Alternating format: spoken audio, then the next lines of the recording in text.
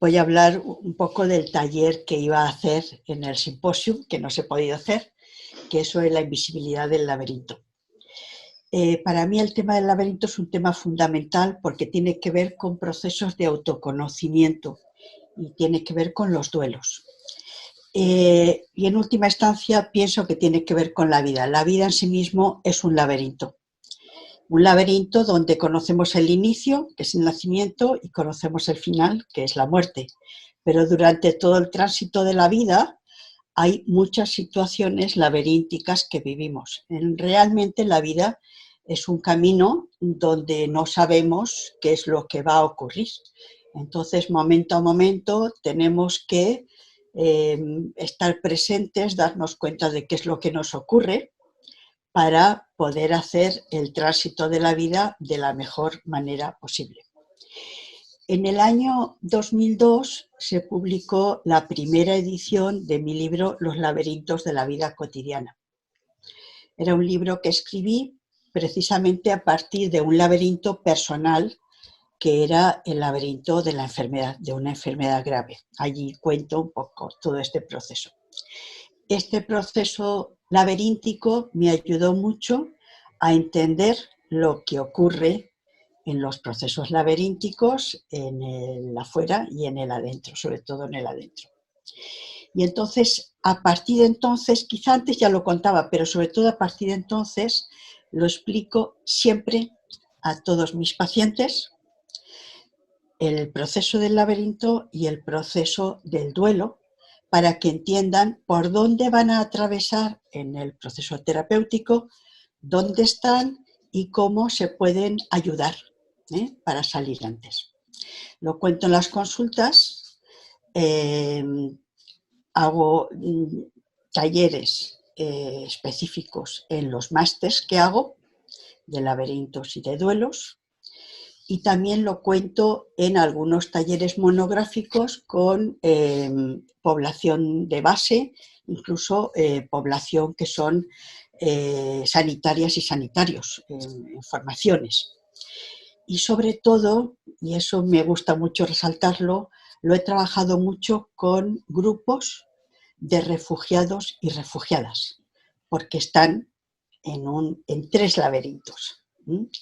En el laberinto social del que han querido huir, en el laberinto personal con todo lo que les ha ocurrido y en una sociedad que se encuentra nueva y que no saben qué hacer aquí, y con un laberinto relacional porque han perdido parte de su familia y aquí todavía no tienen familia afectiva. Entonces, me parece muy importante trabajarlo y a la gente con la que lo trabajo le ayuda muchísimo a estructurar. Un laberinto es un camino confuso, un camino donde no sé qué va a pasar y no sé cómo salir de aquí. Hay laberintos personales, hay laberintos relacionales, en donde el personal tiene que ver con tu propio proceso, el relacional, pues a lo mejor con la pareja, con la familia, en donde está el conflicto relacional y el conflicto personal que tú vives.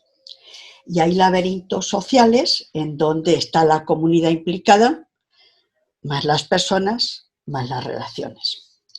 Entonces, resulta que casualmente nos encontramos con un laberinto mundial, que es el laberinto del coronavirus.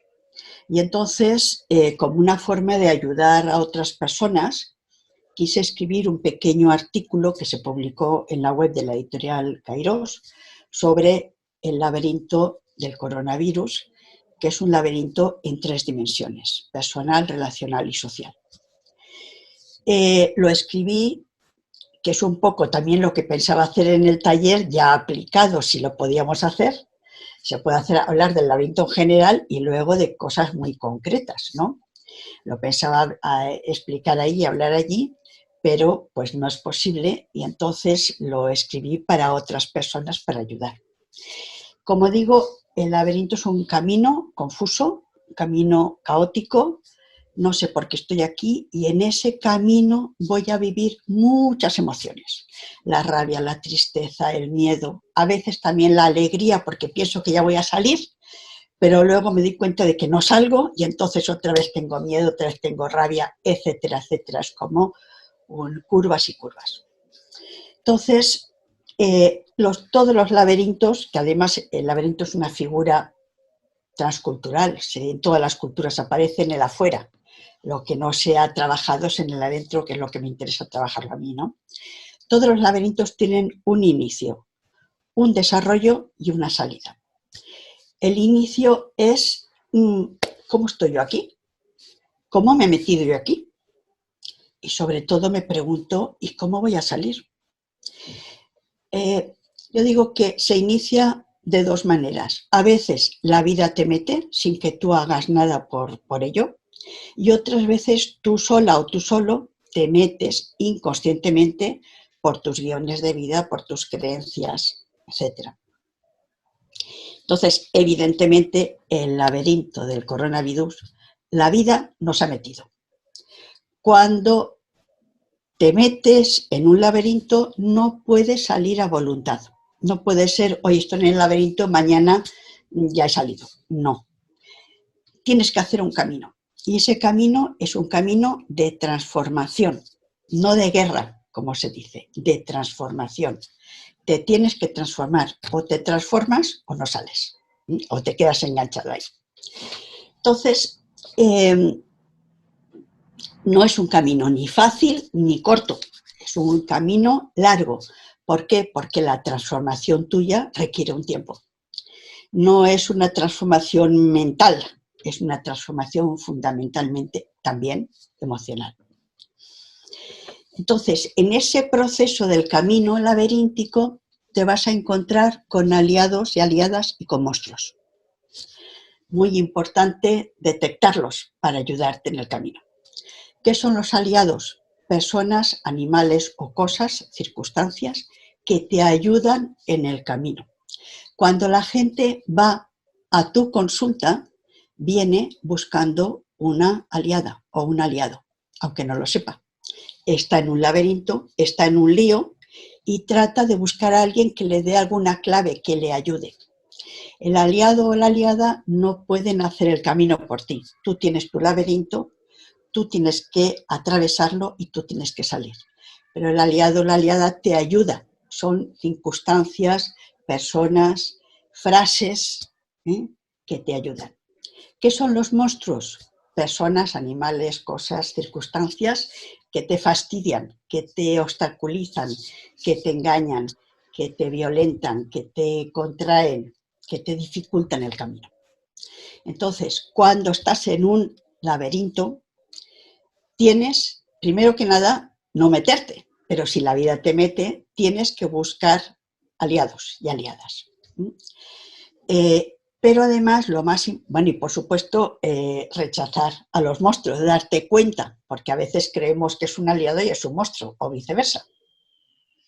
Pero además de buscarte aliados, has de ser tu mejor aliado o aliada, porque ningún aliado te puede ayudar si tú eres un monstruo para ti. Un monstruo para ti es que tú te desvalorices, te agredas, soy tonta, no sirvo para nada, nunca saldré de aquí. Eso es un monstruo. Un aliado para ti es cuando tú te acompañas, te aflojas, te relajas, te centras y dices, bueno, a ver cómo me puede ayudar. Y entonces has de buscar aliados y ser tu mejor aliada o aliado para poder salir. En ese proceso tú vas aprendiendo cosas tuyas. Has de soltar muchas cosas, has de hacer muchos duelos, cosas que no te sirven y cosas que vas descubriendo. Y finalmente, la salida del laberinto es tu propia transformación, que puedes haber aprendido de eso, ¿no? Porque si no te quedas enganchado ahí. Entonces, yo cuando escribí el artículo,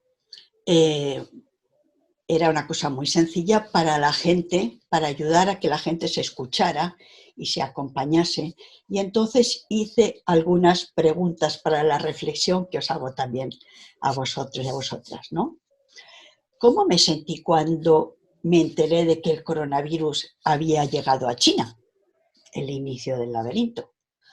Pues lo más fácil es la negación. ¡Uy, eso está muy lejos! ¡Ay, aquí no me pasa nada!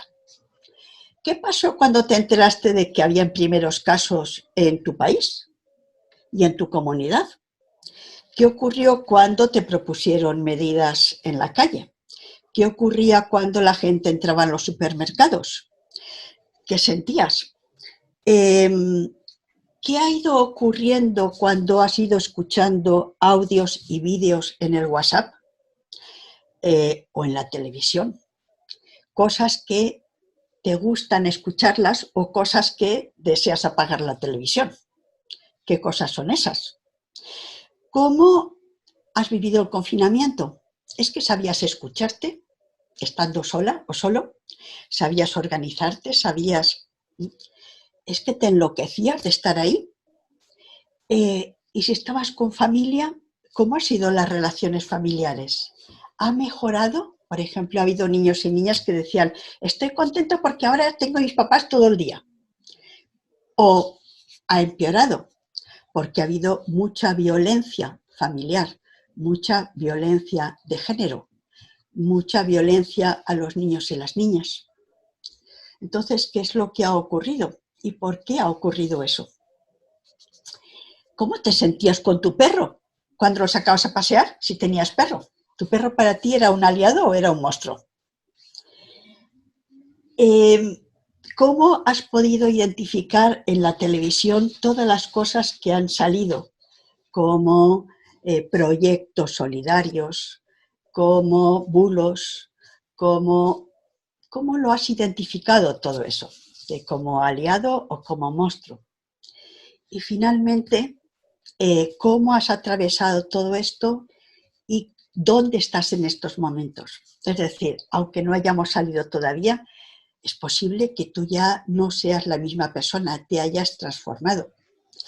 O te quedes enganchado ahí a la rabia, al miedo, o veas que hay valores que no te habías dado cuenta de que son muy importantes y que lo son, como el contacto afectivo, el beso, el abrazo, como los valores de solidaridad, como el contacto con la naturaleza, los animales que ahora están contentos porque no los dañamos. Entonces, ¿cómo tendríamos que negociar con nosotros, con la naturaleza, con nuestras relaciones y con el mundo? Muchas gracias.